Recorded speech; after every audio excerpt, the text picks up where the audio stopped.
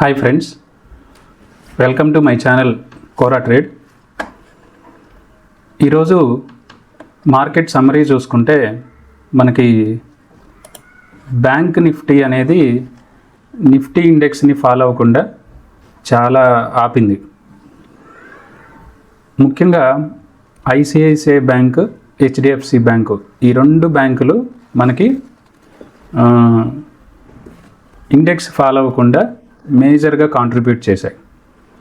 Otherwise యాక్చువల్గా from last 1 week నుంచి bank index అనేది పిఎస్యు బ్యాంక్స్ కానీ అలాగే ప్రైవేట్ బ్యాంక్స్ కానీ మనకి ఎప్పుడైతే నిర్మలా సీతారామన్ మన ట్యాక్స్ ఎగ్జామ్షన్ ఇచ్చి వర్కింగ్ పర్సన్స్కి, ఇండియాలో ఉన్న ఆల్ వర్కింగ్ పర్సన్స్కి వాళ్ళ పర్చేసింగ్ పవర్ని పెంచుతూ స్టేట్మెంట్స్ ఇచ్చిందో అప్పటి నుంచి మన ఆటో సెక్టర్ కావచ్చు, బ్యాంకులు కావచ్చు, బికాస్ బ్యాంకుల్లో ఇప్పుడు సేవింగ్స్ అనేవి పెరుగుతాయి, డిపాజిట్స్ అనేవి కంపల్సరీ పెరుగుతాయి. సో దానివల్ల కొంత బ్యాంక్ సెక్టర్కి పాజిటివ్ న్యూస్ అనే చెప్పాలి. సో దానివల్ల మనకి ఇక్కడ చూస్తే బ్యాంక్ ఇండెక్స్ చూస్తే ఇక్కడ చూస్తే బ్యాంక్ నిఫ్టీ మనకి లాస్ట్ 1, 2, 3, 4, 6, 7 ట్రేడింగ్ సెషన్స్ నుంచి ఎక్కడి నుంచి 47,900 నుంచి మనకి ఎన్ని పాయింట్స్ ఇంప్రూవ్ అయింది? మనకి దాదాపు 2,500 పాయింట్స్ ఇంప్రూవ్ అయింది బ్యాంక్ ఇండెక్స్. సో ఇది డెఫినెట్గా బ్యాంక్ ఇండెక్స్కి పాజిటివ్ ట్రెండ్ అనే చెప్పుకోవాలి. దానివల్లనే మన నిఫ్టీ ఇండెక్స్ అంటే మేజర్లీ ఈరోజు మిడ్ క్యాప్ ఇండెక్స్ అనేది సెల్ ఆఫ్ జరిగింది బాగా, మిడ్ క్యాప్ ఇండెక్స్. అలానే నిన్న మార్కెట్ అబ్జర్వ్ చేస్తే మీకు ఎక్కువగా హెల్త్ కేర్ సెక్టర్ బాగా సపోర్ట్ చేస్తుంది. హెల్త్ కేర్ సెక్టర్ ఒకటి అండ్ రియల్ ఎస్టేట్, ఈ రెండు నిన్న బాగా ఇంప్రూవ్ అయినాయి. కానీ సర్ప్రైజింగ్లీ ఈరోజు రియల్ ఎస్టేట్ సెక్టర్ అనేది ఈరోజు సెల్లింగ్ జరిగింది. సో మనం నిఫ్టీ ఫాల్ వచ్చేసి ఒక్కసారి నిఫ్టీ ఇండెక్స్ చూద్దాం.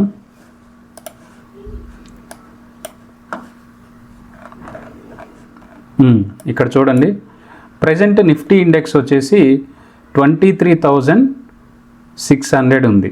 23,600 ప్రీవియస్గా 4 days బ్యాక్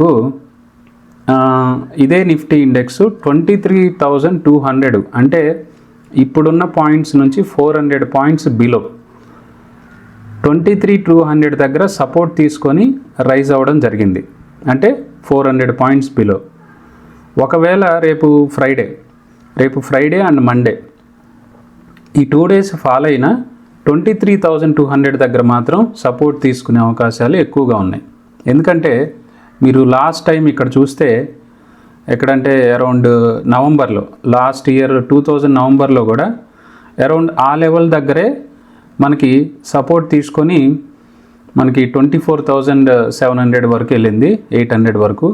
అగైన్ మొన్న ఫిబ్రవరి 3వ తారీఖు 23,200 దగ్గరే సపోర్ట్ తీసుకున్నాయి, which is below 400 points as of now.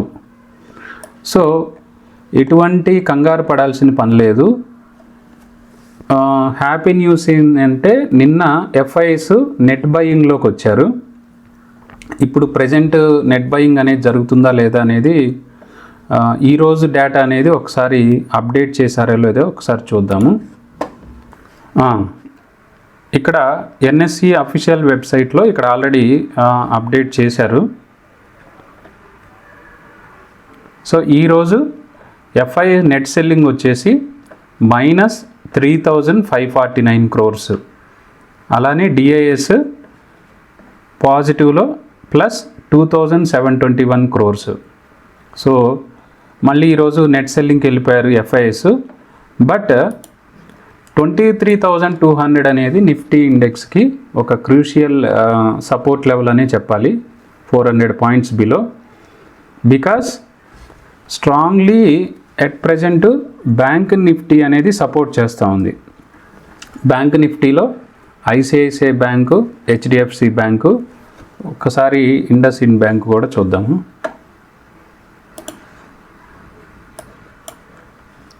Yes, Indus Ind bank కూడా అప్ ట్రెండ్లో కంటిన్యూ అవుతూ ఉంది. బట్ ఇప్పుడు ఫామ్ అవుతున్న ఒక 2 days నుంచి ఫామ్ అవుతున్న క్యాండిల్స్ చూస్తే పెద్దగా బాడీస్ అనేది ఫామ్ అవ్వట్లేదు. ఎందుకంటే ఇక్కడ చూస్తే మీకు ఒక ఇప్పుడు 1065 కదా, 1090 లెవెల్లో అంటే అరౌండ్ 1100 లెవెల్లో ఒక రెసిస్టెన్స్ అనేది మనం చూసాము. 1100 లెవెల్లో IndusInd bank. This is IndusInd bank status. But happy thing is HDFC bank మాత్రం కంటిన్యూగా అప్ ట్రెండ్లో కంటిన్యూ అవుతుంది. 1743 రూపీస్ ఇప్పుడు present price. And last resistance price ఎక్కడ 1880 రూపీస్. అంటే ఈ ఒక 60 రూపీస్, ఇక్కడ ఒక 80 రూపీస్, 140 పాయింట్స్ ఇంకా మనకి స్కోప్ ఉంది హెచ్డిఎఫ్సి బ్యాంకులో. సో ఎప్పుడైతే హెచ్డిఎఫ్సి బ్యాంకు మేజర్ వెయిటేజీ అనేది మనకి పాజిటివ్ ట్రెండ్ వెళ్తుందో ఆబ్వియస్గా బ్యాంక్ ఇండెక్స్ ఒకటి, నిఫ్టీ ఒకటి పాజిటివ్ ట్రెండే వెళ్ళే ఛాన్సెస్ ఉన్నాయి. So this is all about Nifty 50 and bank index. తర్వాత ఈరోజు అన్ని ఇండెక్స్ల కంటే మిడ్ క్యాప్ ఇండెక్స్ అనేది మేజర్గా ఫాలో అయింది. మిడ్ క్యాప్ ఇండెక్స్,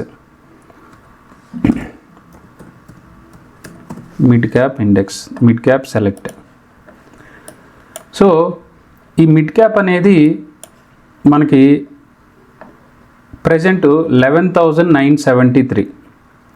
ఇక్కడ మనకి ఈ 12,200 దగ్గర రెసిస్టెన్స్ వస్తుంది. ఈరోజు మిడ్ క్యాప్ ఇండెక్స్ ఫాలో అవడానికి major reasons Indian hotels and Voltas. Indian hotels ఒకసారి చూద్దాం. ఇండియన్ హోటల్స్ ఇక్కడ లాస్ట్ 4 days బ్యాక్ నేను డ్రా చేశాను కదా, మనకి స్ట్రాంగ్ 750 లెవెల్ నుంచి సపోర్ట్ తీసుకొని రైజ్ అవుతుంది. అండ్ రెసిస్టెన్స్ ఎక్కడ ఇండియన్ హోటల్స్ని ఇప్పుడు ప్రజెంట్ కన్సాలిడేషన్ రేంజ్ అనుకోవాలంటే రేంజ్ బౌండ్ బిట్వీన్ 740 నుంచి 840, అంటే 100 పాయింట్స్ రేంజ్ బౌండ్లో ఆడుతుంది. 100 పాయింట్స్. ఈ మిడ్ క్యాప్ ఇండెక్స్లో ఇండియన్ హోటల్ది one of the major weightage కాబట్టి ఇండియన్ హోటల్స్ ఈరోజు 3% ఫాల్ అయింది. అండ్ ఎస్టర్డే 1.5, ఆల్మోస్ట్ 4.5% ఫాల్ అయింది. And then but Indian hotels ఇప్పుడు రాబోయేది summer season, compulsory summer vacation hotel bookings అనేవి పెరుగుతాయి. సో అంటే రాబోయే క్వార్టర్ అంటే ఇప్పుడు ఈ మార్చ్ అంటే ఫిబ్రవరి, ఈ మార్చ్ క్వార్టర్ కాకుండా next financial year Q1 April to June, ఇందులో రెవెన్యూ ఇంక్రీజ్ అయ్యే ఛాన్సెస్ ఉన్నాయి. కంపల్సరీ మీరు ఇక్కడ ఎవ్రీ డిప్ ప్రజెంట్ 790 ఉంది కదా, ఇండియన్ హోటల్స్ని ఎవ్రీ డిప్ మీరు ఒక్కసారి అక్యుములేట్ చేసుకోవడం బెటర్. అలానే వోల్టాస్ కూడా మనకి సమ్మర్లో సేల్స్ అనేవి ఎక్కువ ఇంప్రూవ్ అవుతాయి. It is a seasonal stock కాబట్టి. అండ్ ఇండస్ట్రియల్గా కూడా ఎక్కువగా యూస్ చేసేది ఇండస్ట్రియల్ ఏసీస్ని. మనకి స్ట్రాంగ్ సపోర్టు ఈ 1200 లెవెల్లో మనకి తీసుకుంది. ఇక్కడ చూడండి 1250 లెవెల్.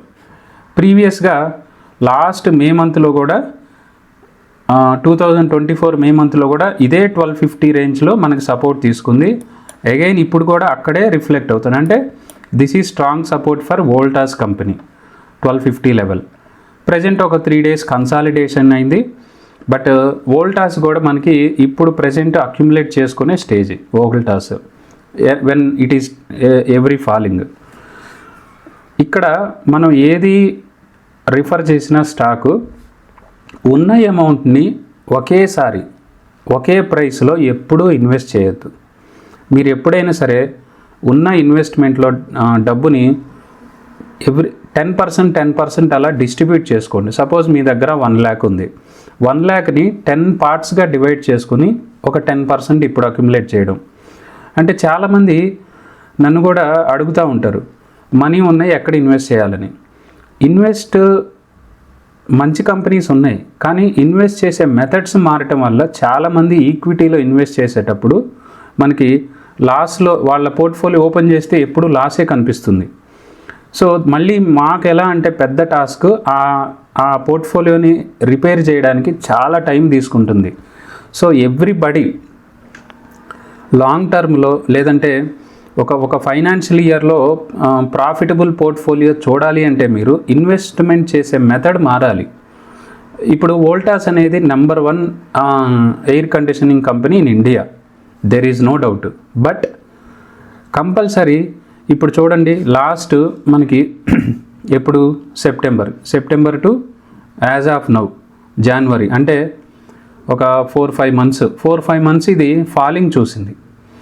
డెఫినెట్గా నెక్స్ట్ సమ్మర్ సీజన్కి ఇది పికప్ అయ్యే ఛాన్సెస్ ఉన్నాయి. సో ఇది ప్రజెంట్ అక్యుములేట్ చేసుకునే స్టేజ్ ఎవ్రీ డిప్లో. సో ప్రతి డిప్లో ఒకవేళ నేను వోల్టాస్లోని ఇన్వెస్ట్ చేయాలనుకుంటే ఉన్న అమౌంట్ని 10 పార్ట్స్గా డివైడ్ చేసుకొని ఇన్వెస్ట్ చేయడం బెటరు. సో అది బట్ ప్రజెంట్ మాత్రం 1350లో ఉంది కదా, అప్ టు 1250 వరకు మీరు ఎప్పుడైనా ఇది ఫాల్ అయితే బాగుండు అని చూడాలి. సో ఈ 1250లో వచ్చేంతవరకు మీరు అక్యుములేట్ చేయడానికే ప్రిఫరెన్స్ ఇవ్వండి వోల్టాస్ని, because it is also one of the major share in mid cap index. So this is all about mid cap status. ఇంకొకటి ఏంటంటే ఆశ్చర్యం ఏంటంటే కంపెనీ ఎనీ క్వార్టర్ రిజల్ట్స్ వాటి వల్ల షేర్ ప్రైస్ ఇంప్రూవ్ అయ్యిద్ది అనేది చాలామందికి బలంగా ఒక నమ్మకం ఉంటుంది. ముందుగా ఆ మైండ్ సెట్లో నుంచి రిజల్ట్స్ వల్ల షేర్ ప్రైస్ పెరిగిద్ది అనే కాన్సెప్ట్ని తీసేయండి ఫస్ట్ ఆఫ్ ఆల్. ఎందుకంటే ఒక క్వార్టర్ రిజల్ట్స్ మంచిగా వచ్చి పాజిటివ్గా వచ్చి స్టాక్ ప్రైస్ ఫాల్ అయిన సందర్భాలు చాలా ఉన్నాయి. అందులో ఈరోజు మీకు ఒక ఎగ్జాంపుల్ చూపిస్తాను. ట్రెంట్ ఈరోజు ఎంత ఫాల్ అయింది? లిటరల్లీ మనకి 8% ఒకే రోజు ఫాల్ అయింది. అంటే ఈ పాయింట్ ఎందుకు చెప్తున్నానంటే రేపొద్దున వీళ్ళు ముందుగా ప్లాన్ వేసుకుంటారు, ఈ మంత్ క్యాలెండర్లో ఏ డేట్న ఏ క్వార్టర్ రిజల్ట్స్ రిలీజ్ అవుతున్నాయని. రేపు రిలీజ్ అవుతానంగా దాన్ని ఆప్షన్స్లో కాల్ తీసుకోవడము, లేదంటే స్టాక్స్ని ఎక్కువ క్వాంటిటీ పెట్టి ఒకే ప్రైస్ దగ్గర కొనడము లాంటి మిస్టేక్స్ చేస్తుంటారు.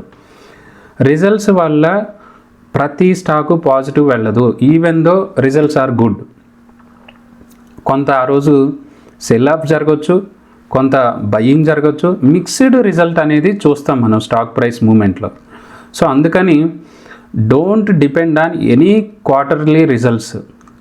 ఒక ఇన్వెస్ట్మెంట్ మెథడాలజీని డెవలప్ చేసుకొని ఫర్ లాంగ్ టర్మ్ బేసిస్, ఇప్పుడు మనం మ్యూచువల్ ఫండ్లో ఎలా అయితే సిస్టమేటిక్గా ఎవ్రీ మంత్ వాళ్ళు క్వాంటిటీని అక్యుములేట్ చేస్తారో అదే మెథడ్లో మన పోర్ట్ఫోలియో రన్ చేసుకోవాలి. మన దగ్గర ఉన్న లిమిటెడ్ క్యాపిటల్ని డిస్ట్రిబ్యూట్ చేసుకుంటూ రావాలి. అంతేగాని రేపొద్దున రిజల్ట్స్ వస్తున్నాయి, స్టాక్ ప్రైస్ ఏదో పెరిగిపోద్ది అని ₹1,00,000 2,00,000 ఉంటే ఇమీడియట్గా కొనేస్తారు. That is not the correct method. అందుకని ఈరోజే live example Trent positive results, అసలు no doubt figures are very good. ఇక్కడ చూపిస్తాను మీకు. ఇక్కడ ఎవ్రీ క్వార్టర్లో రిజల్ట్స్ చూస్తే లాస్ట్ ఇప్పుడు డిసెంబర్ క్వార్టర్ కదా 4,657 crores సేల్స్ చేసింది. ఇదే మనం లాస్ట్ ఇయర్ క్వార్టర్ డిసెంబర్కి పోల్చి చూస్తే 3,467, అంటే దాదాపు 1,200 crores ఇంప్రూవ్ అయింది సేల్స్లో. అలానే నెట్ ప్రాఫిట్ కూడా లాస్ట్ డిసెంబర్ 370 crores, ఇప్పుడు నియర్లీ 500 crores. సేల్స్ ఇంప్రూవ్ అవుతూ ఉంది, నెట్ ప్రాఫిట్ పెరుగుతుంది. There is no negative impact on Trent. But కొంతమంది మేనేజ్మెంట్ సైడ్ నుంచి కావచ్చు, బిగ్ ఇన్వెస్టర్స్ కావచ్చు, ఎఫ్ఐస్ కావచ్చు, సెల్ చేసి ఎగ్జిట్ అవ్వటం వల్ల కొంత ప్రైస్ అనేది కరెక్షన్ అవుతుంది. అది ఈరోజు కొన్నిసార్లు డివిడెండ్స్ ఇచ్చేటప్పుడు కూడా స్టాక్ ప్రైస్ రెడ్యూస్ అవుతుంది. సో మనం లాంగ్ టర్మ్ ఇన్వెస్టర్స్ ఏం ఆలోచించాలి? It is the good opportunity to the investment అనేది మనం ఆపర్చునిటీగా ఫీల్ అవ్వాలి దాన్ని. సో ట్రెండ్ ఇక్కడ చూస్తే మనకి జూలై 2024లో మనకి 5,000 రూపీస్ రేంజ్ దగ్గర స్ట్రాంగ్ సపోర్ట్ తీసుకొని ఎంతవరకు దాదాపు 64% మనకి రైజ్ అయింది 8,200 లెవెల్ వరకు. సో ఇప్పుడు 5,200 లెవెల్ నుంచి ఇప్పుడు 5,000కి ఇంకొక 200 పాయింట్స్ ఫాల్ అయ్యే ఛాన్సెస్ ఉన్నాయి. కాబట్టి డెఫినెట్గా మీరు ట్రెండ్ని ఒక అక్యుములేషన్ మెథడ్లో చూసుకోండి. ట్రెండ్ కూడా ఫిగర్స్ బాగున్నాయి, డెఫినెట్గా సేల్స్ ఇంప్రూవ్ అవుతుంది, బిజినెస్ ఇంప్రూవ్ అవుతుంది, ఇన్వెస్ట్మెంట్స్ వస్తాయి. ప్రజెంట్ ఎఫ్ఐస్ ఎగ్జిట్ అవుతున్నారు కాబట్టి వెంటనే దీన్ని మ్యూచువల్ ఫండ్స్లో కూడా ఇన్వెస్ట్ చేస్తారు. కాబట్టి this is the right time to accumulate at 5,000 rupees level for the Trent company. Okay, next one Glaxo Smith. ఈరోజు top gainer, one of the top gainer Glaxo Smith.